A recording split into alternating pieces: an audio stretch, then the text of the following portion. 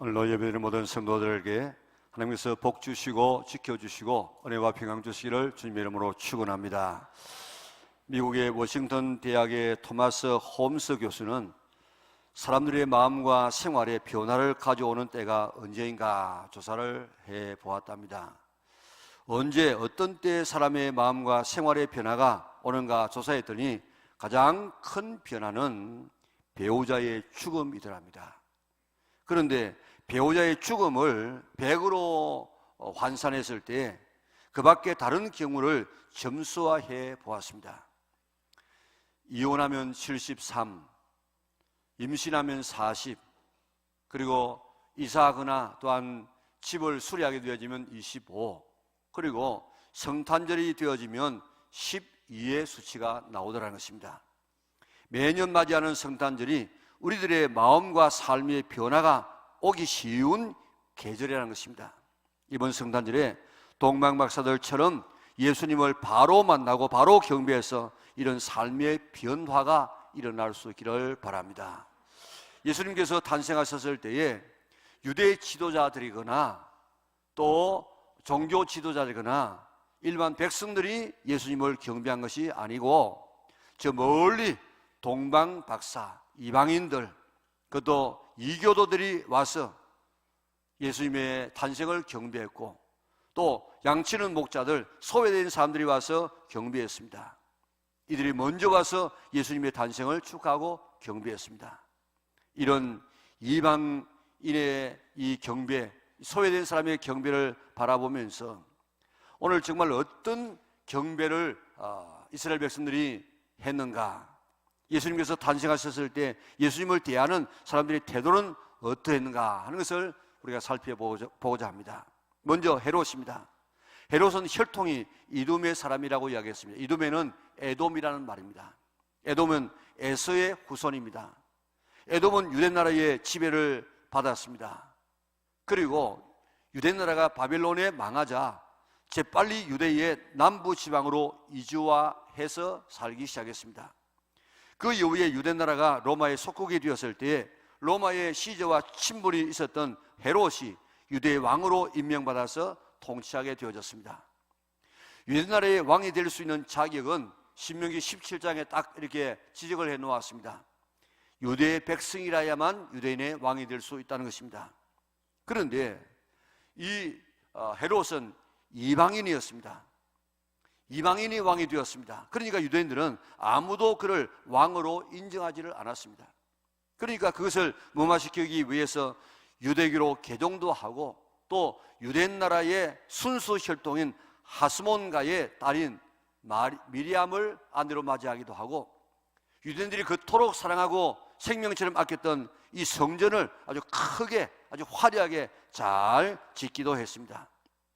헤롯은 너무 잔인해서 그의 아내도 죽이고 자기에게 정적이 될 수 있을 만한 아주 똑똑한 그런 총명한 두 아들 알렉산더와 아리스도 볼드다라고 하는 이런 두 아들, 그 아들을 자기에게 이렇게 차고 올라온다 해서 죽여버립니다. 그리고 그의 어머니도 죽이고 그의 처남도 죽이고 그저 말로 다룰 수 없는 이런 이 만행을 저지릅니다. 그가 자기 자신이 생각해 보았습니다. 내가 죽으면은 나를 위해서 가족들도 울어줄 사람이 없고 나를 위해서 울어줄 이런 유대인도 아무도 없다고 생각했습니다. 그래서 어떻게 하면 내가 죽을 때 다른 사람이 울 수 있을까 연구를 했습니다. 그래가지고 유대나라에서 가장 이렇게 명망이 있는 존경받는 사람을 옥에다 가두었습니다. 그리고 내가 죽는 날 그들도 죽여라. 그러면 자기가 죽을 때 누가 울겠습니까? 그 유명한 사람들의 가족들도 울 것이고 그를 추앙했던 사람들이 그를 위해서 울 것입니다. 그런데 마치 자기의 죽음을 위해서 우는 것처럼 그렇게 착각하도록 그런 짓까지 했다고요. 헤롯은 이렇게 잔인한 왕이었습니다.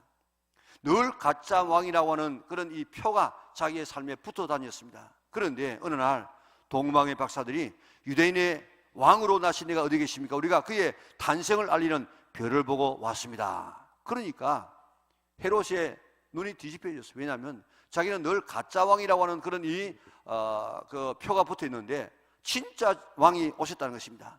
그래서 그 왕을 죽이기 위해서 2살 아래의 모든 아기를 다 죽이라고 명령했습니다.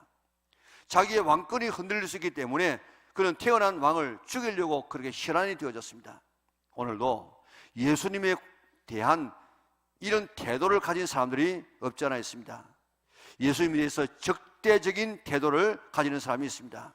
예수님이 자기의 밥을 뺏어 먹는 것도 아니고, 자기를 욕하는 것도 아니고, 자기의 삶에 손해가 되는 것 하나도 없는데도 불구하고 예수님 이야기만 나오면 거품을 물고 욕하고 반대하는 이런 사람들이 있습니다. 그 사람은 그 사람 자체가 아니고 그 속에서 역사하는 사탄이 그렇게 하는 줄 아시기를 바랍니다. 지금도 이슬람이나 이북 같은 곳에서는 예수님을 믿으면 죽입니다. 이슬람에서는 자기 아들이 기독교로 개종하게 되어지면 그 아기를 죽여도 괜찮아요. 이걸 갖다 명예살인이라고 이야기합니다. 오히려 존경합니다. 이런 적대적인 사람들을 위해서 기도하시고, 그 속에서 지금도 신앙생활하고 있는 이 언제 죽을지를 모르는 고통 속에서 신앙생활하고 있는 이런 성도들을 위해서 기도하시기를 바랍니다. 그리고 오늘 우리가 그런 환경에 살지 않은 것을 감사하고 더 주의 일에 힘쓰는 성도들이 될 수 있기를 바랍니다. 예수님의 탄생을 헤롯 같은 사람이 있는가 하면 대제사장과 서기관 같은 사람도 있습니다. 동방박사들이 헤롯 왕궁에 가서 유대인의 왕으로 나신 이가 어디 계십니까? 우리가 그의 별을 보고 그에게 경배하러 왔습니다. 그렇게 하니까 헤롯이 대제사장들과 서기관들을 불러 모았습니다. 그리스도가 어디서 나겠느냐? 어떻게 물었습니까? 유대인의 왕으로 나신 이가 어디 계십니까? 그렇게 물었는데 이 헤롯은 그리스도가 어디서 나겠느냐? 그렇게 물었다고요. 그러니까 유대인들의 마음속에는 그리스도라는 메시아라는 왕이 태어나가지고 이스라엘 나라를 다스릴 것으로 그렇게 기대하고 있었다는 것입니다. 대제사장이나 서기관들은 성경 전체를 외우는 사람입니다. 웬만한 경건한 유대인들은 성경 전체를 다 외웠습니다. 헤롯이 그리스도가 어디서 탄생하겠느냐 그렇게 물었더니 바로 유대 땅 베들레헴입니다. 뭐 찾아보거나 연구한 것이 아니에요. 바로 머릿속에서 바로 탁 이렇게 튀어나왔습니다. 그 당시 유대인들은 메시아에 목말라 있었습니다. 세례 요한이 회개하라고 하면서 이상한 옷을 입고 나와서 세례를 주니까 많은 사람이 거기에 몰려가가지고 뭐라고 이야기했습니까? 오실 그리스도가 당신입니까? 당신이 메시아입니까? 하고 그렇게 묻지 않았습니까? 그런데 종교 전문가인 대제사장과 서기관들이 그리스도가 태어났다고 할 때에 어디서 태어날 것인가 아는 그들이 아무 반응을 하지 않습니다. 그리스도가 베들레헴에서 태어났다 하면 좋아가지고 그들도 이 박사들과 함께 베들레헴으로 가서 달려가서 왕께 경배해야 할 것인데 그들은 전혀 반응이 없어요. 무관심합니다. 관심이 없습니다. 오늘도 예수님에 관해서 말하고 지식적으로는 잘 알고 있지만은 실질적으로 예수님께 경배하지 아니하고 관심이 없는 이런 사람들이 얼마든지 있을 수가 있습니다. 우리가 잘못하면 이런 부류에 속할 수 있다고요. 오래 믿었어, 직분 가졌어, 그래서 습관적으로 믿으면서 예수님에 관해서는 전혀 신경 쓰지 않는 이런 사람들이 얼마든지 있을 수 있습니다. 그런데 예수님의 탄생을 축하하고 예배할 수 없는 동방박사들이 예수님을 참으로 경배하고 하나님의 사람이 되었습니다. 오늘 우리는 헤롯의 길은 말할 것도 없지만은 제사장과 서기관처럼 되지 말고 동방박사들처럼 예수님께 경배하는 성도들 되시기를 바랍니다. 동방박사들의 삶을 배워서 참 예수님의 탄생을 축하하고 예수님을 만나서 삶을 변화시킬 수 있는 우리 영락의 온 성도들 될 수 있기를 바랍니다. 먼저 박사들은 누구입니까? 이스라엘 쪽에서 보면 동방이니까 동쪽에 있는 그런 사람들입니다. 동쪽에 있는, 그러니까 이스라엘 나라에서 보면 동쪽이죠. 예, 동쪽인데 페르시아라든지 바벨론 지역입니다. 지금으로 말하면 페르시아는 이란이고 바벨론은 이라크입니다. 박사들은 요즘 말로 말하면 PhD 학위를 받은 그런 이 박사가 아니고 점성술사들로 추측되어집니다. 다니엘서를 보면 다니엘도 사실 박사예요. 박사들이 많이 나옵니다. 거기 박사들은 왕의 보좌관이나 자문 역할을 했던 사람입니다. 당대 최고의 지식인들이었습니다. 당시 페르시아 지역에는 유대인들이 많이 살았는데, 왜냐하면 옛날에 그 바벨론 사람들이 와서 유다를 멸망시키고 유다 사람들을 많이 지금 포로로 잡아갔는데, 그들이 지금 페르시아에게 점령을 당하면서 그 페르시아에 지금 수많은 유대인들이 살고 있었습니다. 그러면서 거기 살고 있는 유대인들은 언젠가 메시아가 오셔가지고 우리를 해방시키고 정말 이방인을 다스리는 그런 때가 오게 될 것이다 하는 이런 메시아 대망 사상을 가지고 있었어요. 그런데 거기에 살고 있었던 이런 유대인들의 영향을 받아가지고 이런 박사들도 언젠가는 메시아라는 왕이 오시겠구나, 그래가지고 기다리고 있었습니다. 그런데 이상한 별 하나가 나타났습니다. 평소에 보던 별이 아니었습니다. 이들은 큰 왕이 태어나셨구나, 유대인들이 지금 기다리던 그런 이 왕이 나셨구나, 그래서 별을 따라 나선 것입니다. 삼국사기 1권에 보면 바극겨세 54년에 큰 별이 나타났다 하는 그런 기록이 있어요. 그런데 그때가 바로 주전 4년이에요. 예수님께서 태어나신 때가 바로 계산을 잘 못해가지고 주전 4년입니다. 아마도 그 신라 시대의 신라 나라의 위에 큰 별이 나타나가지고 쭉 저렇게 서쪽으로 옮겨간 것 같아요. 우리나라 사람들은 막 그게 보고 큰 별이 나타나구나 그렇게 하고만 있었겠는데, 저 페르시아 지방으로 갔을 때 메시아 대망 사상을 가지고 있던 그들이 별 나타났구나, 메시아가 왕이 났구나, 그래가지고 그 별을 따라서 저 베들레헴 예루살렘까지 가게 되었을 것입니다. 이들은 늘 구도자의 자세를 가지고 있었습니다. 무엇인가 진리를 찾고 참된 것을 찾고 있었습니다. 왕을 만날 준비를 늘 하고 있었습니다. 왕을 만날 예물도 준비했습니다. 이방인이, 이교도가 이런 삶을 살았다는 것입니다. 그런데 오늘 우리들의 삶은 어떻습니까? 참 현실적이고 현세적이고 우리의 육신적인 이런 삶에 매여 살 때가 얼마나 많이 있는지 모릅니다. 이제 좀 영원한 것, 영적인 것, 신령한 것, 신앙에 대해서 하나님에 관해서 목말라 할 수 있는 삶으로 전환할 수 있기를 바랍니다. 사슴이 시냇물을 찾아서 갈급하듯이, 담비가 마른 땅이 담비를 사모하듯이, 파수꾼이 새벽을 기다리듯이 하나님에 대해서, 신령한 것에 대해서 기다리고 찾는, 목말라하는 이런 삶을 살아갈 수 있기를 바랍니다. 그래야만 하나님을 만나고 영생을 얻고 천국을 소유할 수가 있는 것입니다.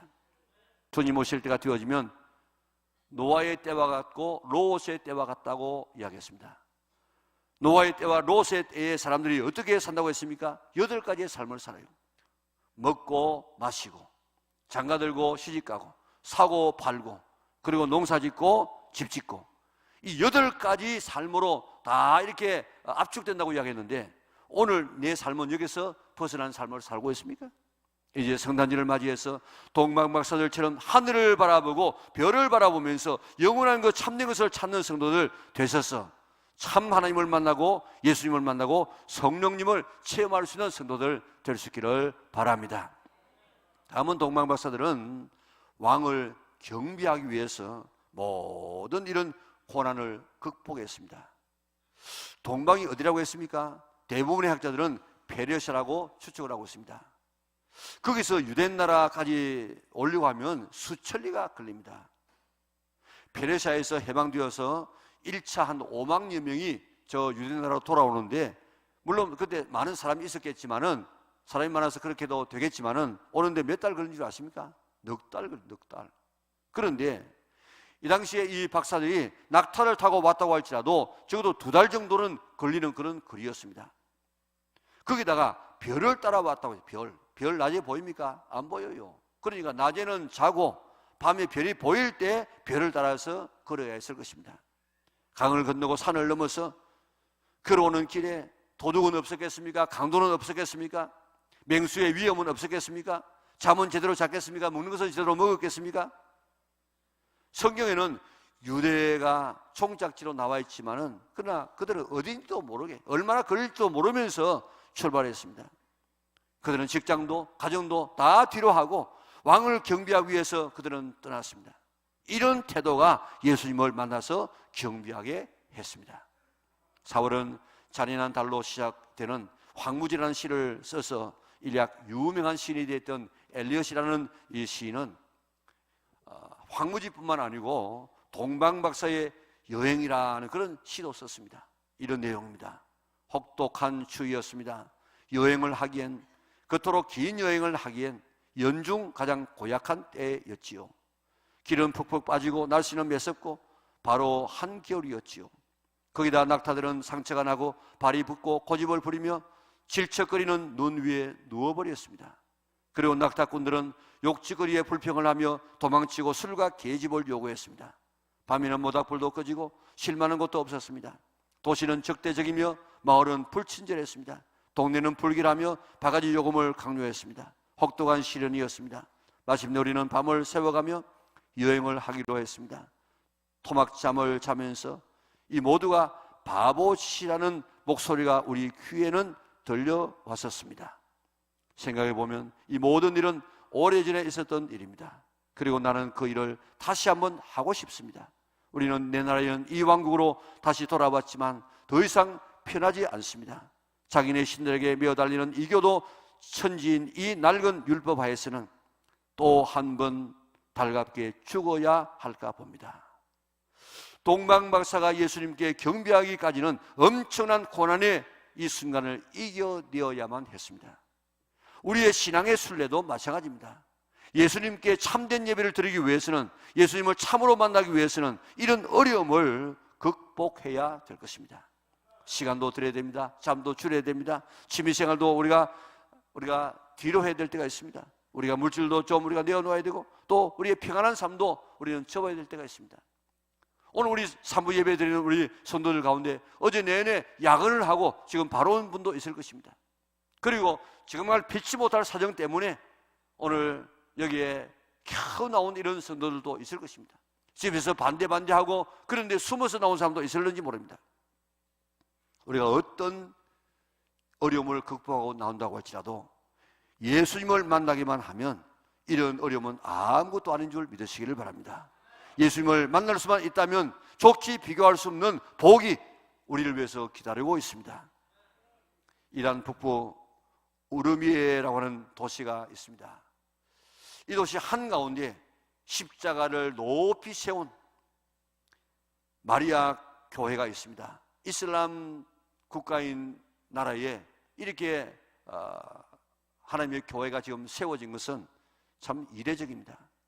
동방박사들은 본래 조로아스터교 사제였는데 그들은 하늘의 징조를 별을 보고 베들레헴에까지 왔다가 아기 예수님을 경배하고 돌아가면서 그런 개종하고 예수님을 믿게 되었답니다. 그들이 섬기던 조로아스터 신전 자리에 교회를 세우고 추후에 마리아가 이곳에 다녀갔기 때문에 그를 기념하기 위해서 마리아 교회라는 이름을 붙였습니다. 그리고 그 교회 뒤편에 동방박사들의 묘가 지금도 남아 있습니다. 그 수많은 어려움을 겪었지만은 결국 그들은 영생을 얻었습니다.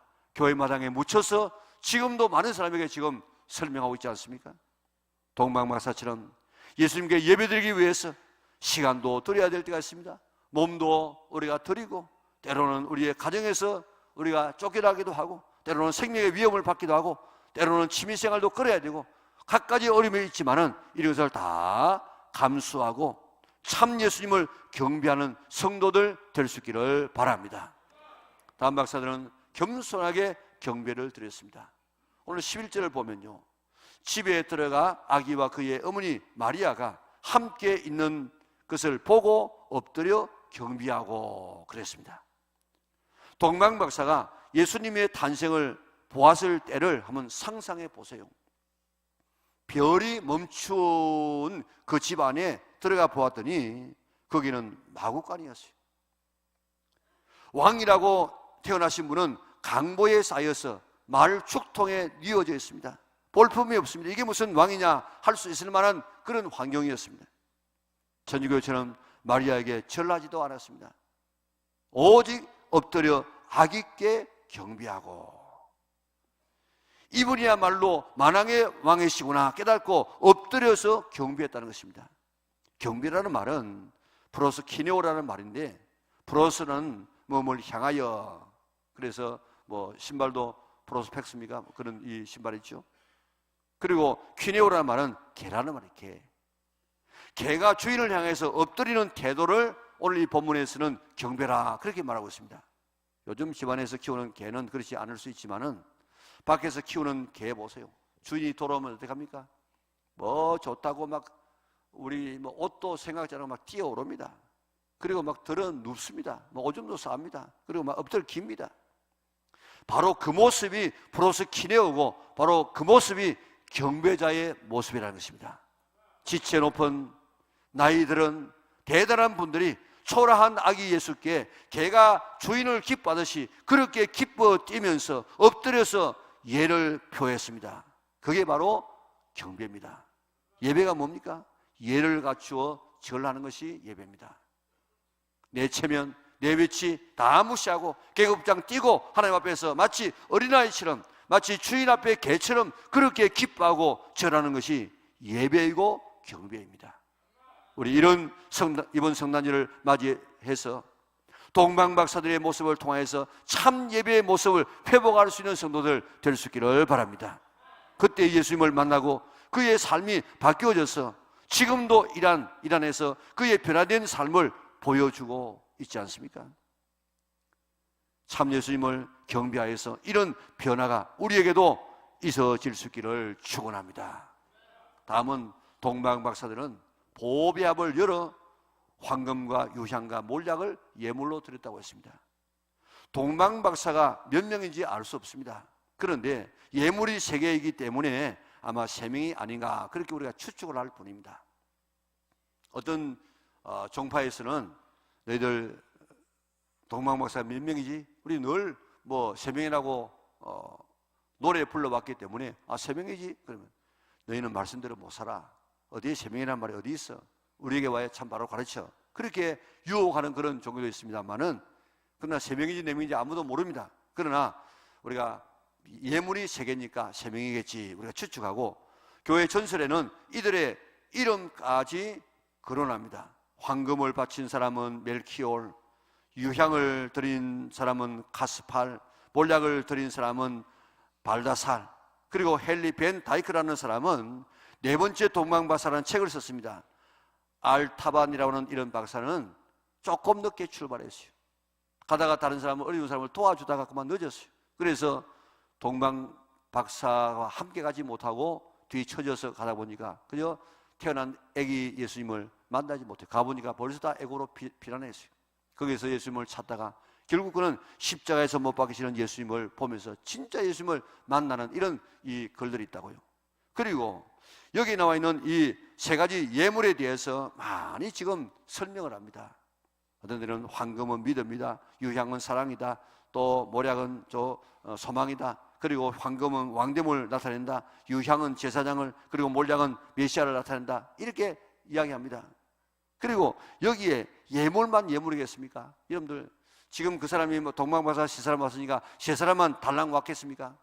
거기까지 2달 동안 오려고 하면요 엄청난 이런 위험을 수반해야 됩니다. 그렇기 때문에 수행원들이다. 수행원들이 무장을 한 이런 이 병사가 안 따라오면 이게 올 수가 없어요. 다 이 가지고 있는 이런 이 예물들도 다 빼앗길 수밖에 없어요. 그러니까 적어도 한 20-30명의 이런 수행원들이 같이 와야 돼. 같이 그들 함께 오면서 2달 동안에 돌아갈 때 4달까지 먹으면서 얼마나 많은 경비가 들었겠습니까?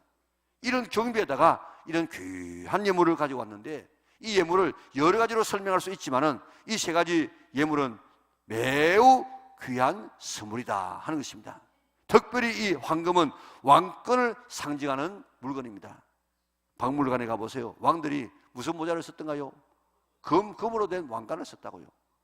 벨트도 금이에요. 그리고 먹는 이런 잔도 이런 금으로 은으로 되고, 그리고 러시아에 가보니까 황제가 금 마차를 탔더라고요. 황금을 드렸다는 말은 당신은 나의 왕이십니다 하는 뜻입니다. 나에게 가장 귀한 분이십니다, 나의 하나님이십니다 하는 이 고백이 황금과 이 귀한 예물을 드린 것입니다. 역사가 세네카는 당시 중동에서는 황금을 가지지 않고는 임금을 만날 생각을 하지 말아라는 이런 말까지 있었다는 것입니다. 왕을 만날 때는 반드시 준비해야 될 선물이 있습니다. 그게 바로 황금이에요. 예수님은 왕이십니다. 힘으로 세상을 통치하는 왕이 아니고 사랑으로 통치합니다. 총과 칼로 통치하는 것이 아니고 십자가로 통치하십니다. 이 땅에 있는 이 왕들은 다 흠이 있었어. 나중에 나쁜 평가도 받고 오게 되라는 그런 지도자도 있지만은 우리 예수님은 의의 왕이십니다. 이 땅에 이 왕들은 다 다른 사람의 자문을 받아야 돼요. 그러나 우리 예수님은 전지하고 전능하신 분이기 때문에 홀로 세상을 다스립니다. 이 세상의 왕들은 다 끝날 날에 있지만은 예수님은 영원하신 왕이십니다. 이 왕 대신 예수님에게 당신은 왕입니다 하는 표시로 황금과 유향과 몰약을 드렸다는 것입니다. 가장 귀한 것을 드렸습니다. 이런 선물을 드리는 것은 신앙의 고백입니다. 고백. 당신은 나의 하나님이십니다. 당신은 나의 하나님이라고 하는 왕입니다는 이런 이 고백으로 이 귀한 예물을 드렸다는 것입니다.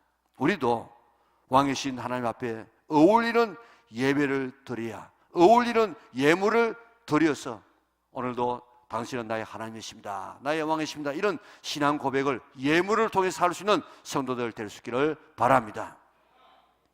교회에서 드리는 이 헌금은 돈이 아닙니다. 돈. 하나님께 드리는 사랑의 고백이요, 신앙의 고백입니다. 박사들의 예물도 신앙 고백이었습니다. 당신은 바로 나의 왕이십니다, 나의 하나님이십니다 하는 그런 고백이었습니다. 일전에 어느 여집사님 한 분이 헌금 봉투를 들고 왔습니다. 제가 예배를 드려 보니까 의자에 앉아보니까 의자가 삐끗거리고 의자가 불편해서 의자 헌금을 가지고 왔습니다. 무기명으로 해주시기 바랍니다. 본당 의자를 다 구입할 수 있는 그런 헌금을 가지고 왔어요. 돈 많은 분이 아닙니다. 병원에서 환자들을 돌보는 요양사입니다. 그 돈은 그가 몇 년 동안 아마 한 번도 쓰지 않고 모아야 될 그런 돈일 것입니다. 왜 드렸습니까? 사랑하기 때문에, 교회를 사랑하기 때문에, 하나님을 사랑하기 때문에. 어제가 불편하다고, 삐끗거린다고, 때가 묻었다고 불평하는 이런 사람들 많이 있지만은, 그러나 이 집사님은 불평하지 아니하고 내가 감당해야 되겠구나 결심하고 하나님 앞에 드렸습니다. 왜요? 사랑하기 때문에. 하나님은 우리의 영원한 왕이시기 때문에. 우리 교회에서는 헌금을 강요하지 않습니다. 헌금함을 두고 스스로 하나님 앞에 예물을 드리도록 만듭니다. 그러나 오늘 내가 하나님 앞에 드릴 때에 나는 빈손 들고 나오지 아니하고, 하나님 이 예물을 가지고 왔습니다, 그리고 나는 이 예물을 하나님 앞에 드립니다, 최선을 다해서 드립니다는 이런 이 신앙은 오늘 성도들에게 있어야만 그분이 바로 예수님을 믿는 사람입니다. 우리 교회에서 지금 헌금에 대한 통계를 금년부터 내었는데, 그 지난주일 헌금 보세요. 지난주에는 주일 헌금이 조금 다른 데보다 조금 낮게 나왔어요. 그런데 지난주일 헌금, 일반적으로 헌금을 보면요, 주일 헌금이 평균으로 1,000원입니다. 1,000원. 하나님 앞에 드리는 이 주일 헌금을 평균 1,000원 드린다고. 이거 지금 다른 교회에서 들으면요, 참 내가 이는 참 창피하고 미안한 이야기입니다.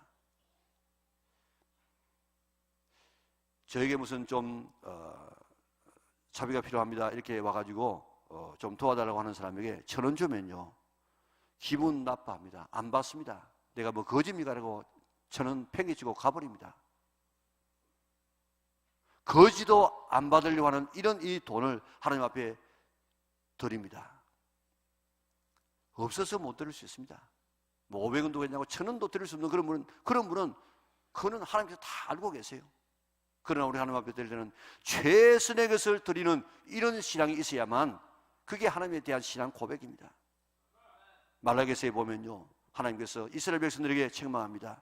내가 너희 아버지가 아니냐, 내가 너희 주인 아니냐, 그런데 나를 이렇게 공경하느냐, 이렇게 나를 두려워하지 않느냐, 왜 나를 이렇게 멸시하느냐, 그렇게 말하니까 이스라엘 백성들이 대답합니다. 우리가 어떻게 하나님을 멸시했습니까? 하나님께서 말씀합니다. 너희가 내게 가지고 오는 이 재물, 예물, 저는 것, 병든 것, 악한 것, 이 가져오는 너희가 악하지 아니하냐, 이것 너희의 총독에게 가면 드려보라. 그 총독이 받겠냐? 내가 드리는 예물을 너희 대통령이 아니라 시장에게 가면 드려보라. 그 너희가 드리는 이 예물 헌금을 그들이 받겠냐? 기본으로 받겠느냐? 하나님께 드리는 예물을 하나님께 어울리는 것으로 드려야 된다는 것입니다. 왕으로 인정하는 그 신앙 고백적인 예물을 하나님 앞에 드리는 것입니다. 주일에도 하나님 앞에 나올 때 빈손 들고 나오지 말고 하나님 앞에 예물 드리고, 이번 성탄절에도 하나님께서 나를 위해서 독생자를 내주신 그 하나님의 사랑, 나를 위해서 대신 죽으시기 위해서 오신 그 예수님의 사랑에 우리가 감격해서 우리가 예물을 드릴 것인데, 하나님은 나의 왕이십니다 하는 이런 신앙 고백, 하나님은 나의 하나님이시다 하는 이런 신앙 고백, 그 고백에 어울리는 예물을 드리자는 것입니다. 예물을 많고 적음을 말하는 것이 아닙니다.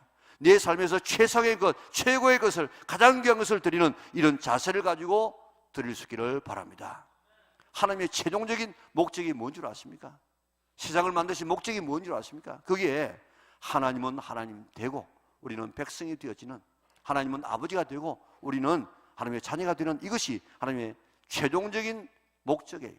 그런데 아담과 하와가 저 에덴 동산에서 하나님을 하나님으로 인정하지 않다가 쫓김받고 버림받지 않습니까?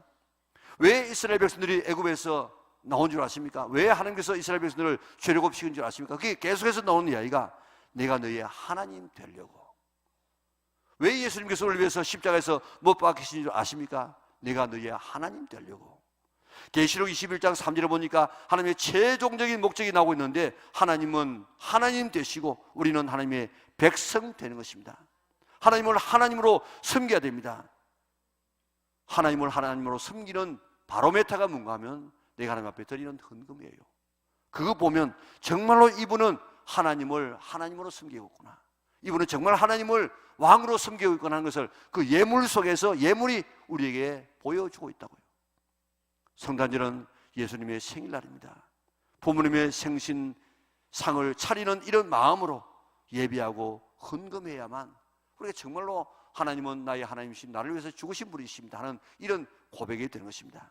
그래서 예수님은 나의 왕입니다, 나의 하나님이십니다, 이렇게 우리의 예물로 고백할 수 있는 성탄절 될 수 있기를 바랍니다. 이번 성탄절에 헤롯처럼, 지사장과 서기관처럼 그렇게 성탄을 대하지 말고 동방박사들처럼 메시아 예수님을 정말 사모할 수 있기를 바랍니다. 그리고 어떤 어려움이 있다고 할지라도 예배의 실패자가 되지 않기를 바랍니다. 예수님께 엎드려 경배할 수 있기를 바랍니다.